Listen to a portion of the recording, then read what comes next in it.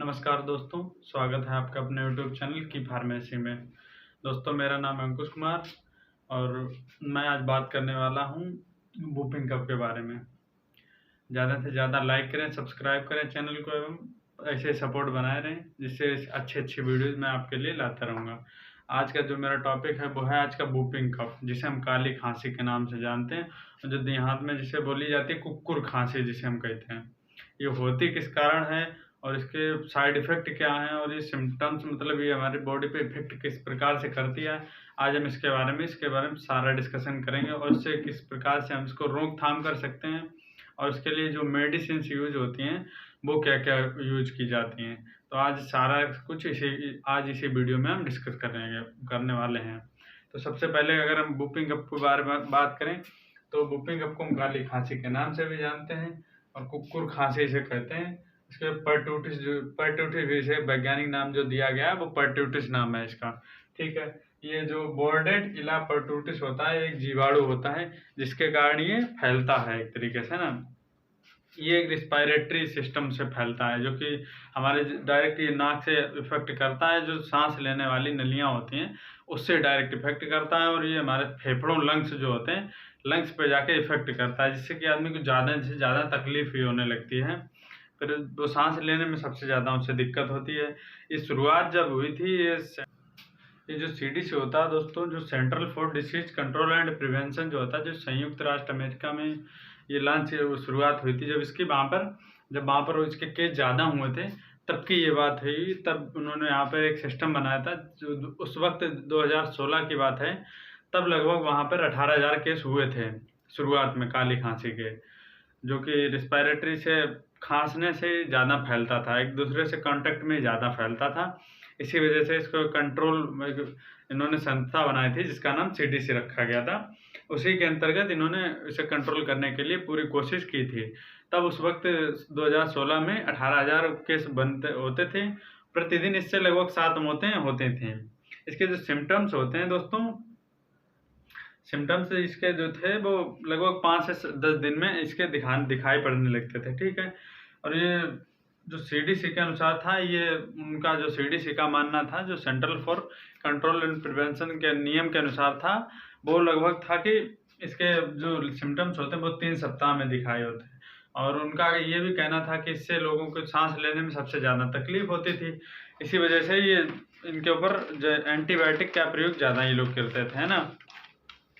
और जो इसके प्रारंभिक लक्षण थे दोस्तों, वो जैसे नॉर्मली जो बुखार वगैरह होता है, ये नाक आँख बहने लगती है, यही होता था। छींकना एक तरीके से, आँख से ये पानी आने लगता था, ठीक है। और सूखी परेशान करने वाली खांसी, क्योंकि जब उसका नाम ही खांसी है तो नॉर्मल सी बात है कि वो खांसी ही करेगी। इसी वजह से उसकी सूखी हुई खांसी थी, गले में खराश थी, थोड़ा बहुत बुखार रहता था नॉर्मली और ये सामान्य बुखार महसूस होता रहता था इसमें। बट इसका एक कारण ये भी था कि ये लगभग 3-4 सप्ताह बाद जब इसका असर दिखाई पड़ता था और नॉर्मली एंटीबायोटिक लेने से, ड्रग्स जो होती हैं वो नॉर्मली एंटीबायोटिक लेते थे तो ये ठीक हो जाता था। इसकी एक खास बात ये भी थी, ठीक है। तो इससे ज़्यादा दिक्कत नहीं होती थी। और इसके बाद जब ज़्यादा ही दिक्कत होती थी, क्योंकि ये सबसे ज़्यादा बच्चों के ऊपर इफ़ेक्ट करता था, जो कि आज के डेट में बताएँ तो आज के डेट में यहाँ पे अपने भारत में भी इसके केस के जो थे, जो आजकल बच्चे जो तुरंत ही जन्म होता है जिनका, उनको तुरंत ही ये उनके लिए वैक्सीन गवर्नमेंट ने उपलब्ध करा रखी है। इसीलिए से, क्योंकि ये काली खांसी से होते हैं, जो ये भी बच्चों से होकर के फिर बड़ों में आ जाता है। इसी वजह से इसको शुरुआत में ये लोग कंट्रोल करने की इन्होंने सुविधा पूरी बना रखी है, ठीक है। और जो इसके गंभीर लक्षण हो जाते थे जब, तब उल्टी होने लगती तुरंत ही, और मुँह के चारों तरफ ये नीली और बैंगनी कलर की ये धारीदार हो जाता था चेहरा, ठीक है। इसके बाद डिहाइड्रेशन हो जाता था। डिहाइड्रेशन को कंट्रोल करने के लिए ओआरएस की सुविधा बनाई गई थी, क्योंकि आजकल देखते हो आप बच्चों को दी जाती है, जो 5 से 7 साल के बच्चे होते हैं, ठीक है। और इसके बाद सांस लेने में तो कठिनाई होती है, क्योंकि नॉर्मल सी बात है, ठीक है। अब काली खांसी की पहचान की बात करें तो इसमें सबसे पहले एक तो ये अपना जो गला होता है, गले की एकदम ये जो जो होती है लाल टाइप की, एक तो इससे टेस्ट हो जाता है। इससे फिर ब्लड टेस्ट भी कराया जा सकता है इसमें। अगर इससे नहीं पता चलता है तो ब्लड के सैंपल से भी पता कर सकते हैं।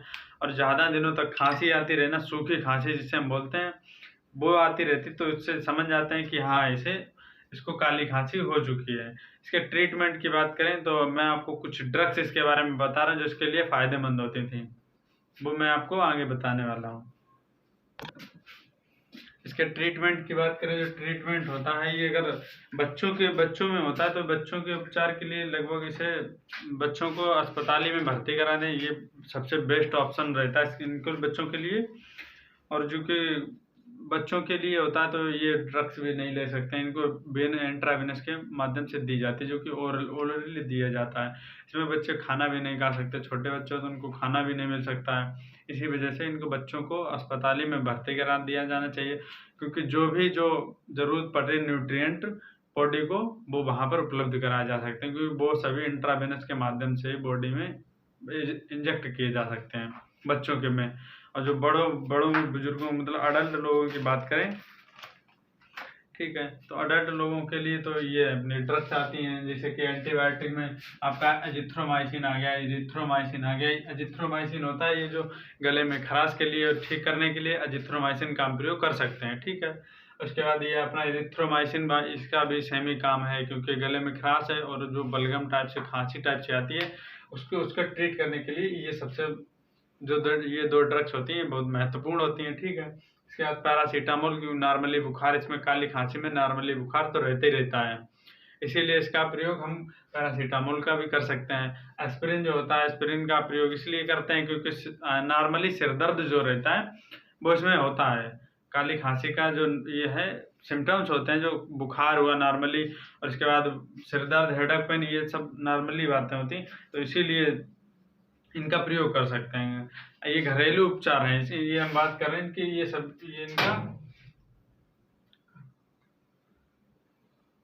ये जो है घरेलू उपचार की बात हम कर सकते हैं, ठीक है।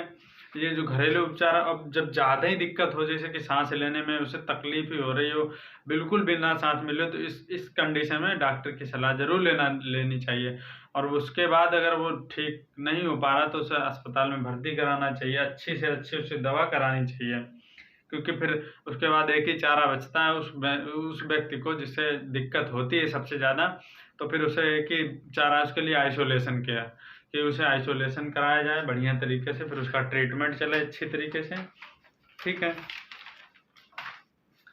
उसकी वैक्सीन जो हुई थी, शुरुआती वैक्सीन काली खांसी की टीकाकरण इसके लिए महत्वपूर्ण है, जो कि बचपन में ही मैंने आपको बताया कि जो टीकाकरण है वो उसका बचपन में ही होता है, ठीक है। तो उसके लिए वैक्सीनेशन की सुविधा गवर्नमेंट ने करा रखी है।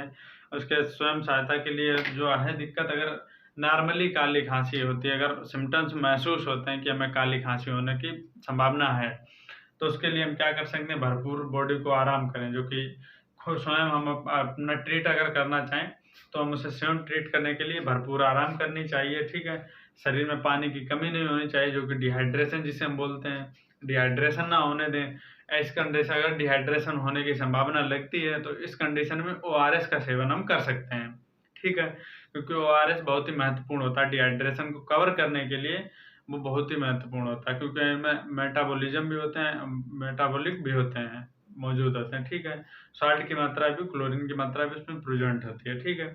इसके लिए और उच्च तापमान और जो गले की खराश है उसको साफ करते रहें, ज़्यादातर धूप में ना निकलें, उसके लिए एक ही चारा है, धूप में ना निकलें। और इसके बाद जो गले की खराश है उसे बार बार अगर आ रही है तो उसे साफ करते रहें कंटिन्यूसली, ठीक है। जो आपको हमने ये बताई हैं इसका प्रयोग करते रहें, आप टैबलेट वगैरह इनका प्रयोग करते रहें। इससे दिक्कत होती है तो अपने जो मरीज है उसको आइसोलेशन करवाएं, जो बच्चा होता है उनको तो वैक्सीन होती है। अब बात कर ले तो क्योंकि जो बच्चे हैं, रोकथाम के लिए अगर हम बात करें तो टीकाकरण की रोकथाम सबसे महत्वपूर्ण कुंजी है, जो कि सीडीसी के अनुसार है। जो शिशुओं को, जो बच्चों को जो कि टीके लगते हैं, हम उसकी बात करें तो सबसे पहला टीका 2 महीने में लगता है, ठीक है। सबसे पहला टीका 2 महीने में, ठीक है। दूसरा टीका 4 महीने में, तीसरा 6 महीने में, ठीक है।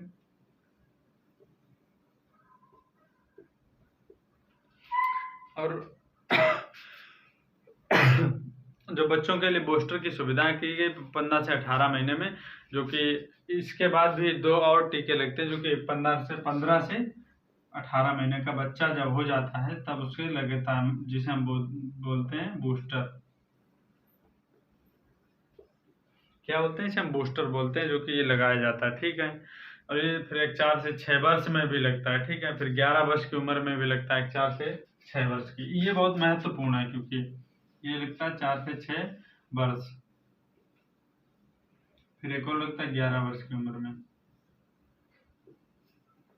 ये संख्याएं जो कि ये महीना दिए गए, ये पेपर में अक्सर पूछ लेता है कि सबसे पहले जो काली खांसी का टीका लगा था बच्चे को किन किन महीनों में लगता है। तो ये बहुत महत्वपूर्ण है, ये याद रखने वाली चीज है, ठीक है।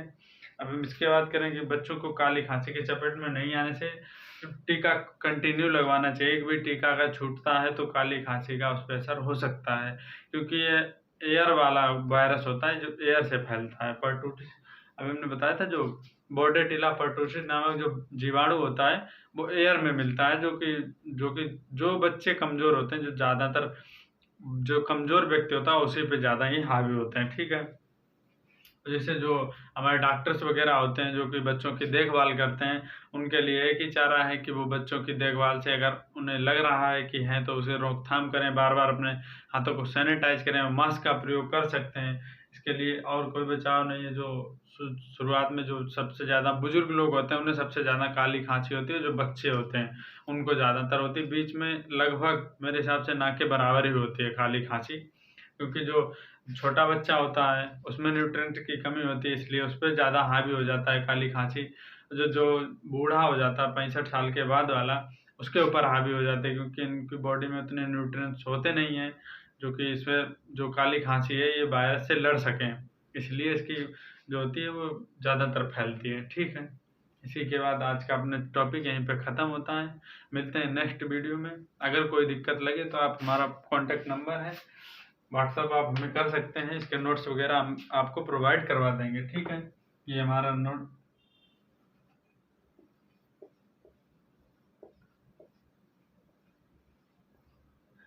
व्हाट्सअप नंबर है, आप इस पर हमें कांटेक्ट कर सकते हैं। धन्यवाद। सही सपोर्ट बनाए रहे। Thank you. मिलते हैं अगली वीडियो में।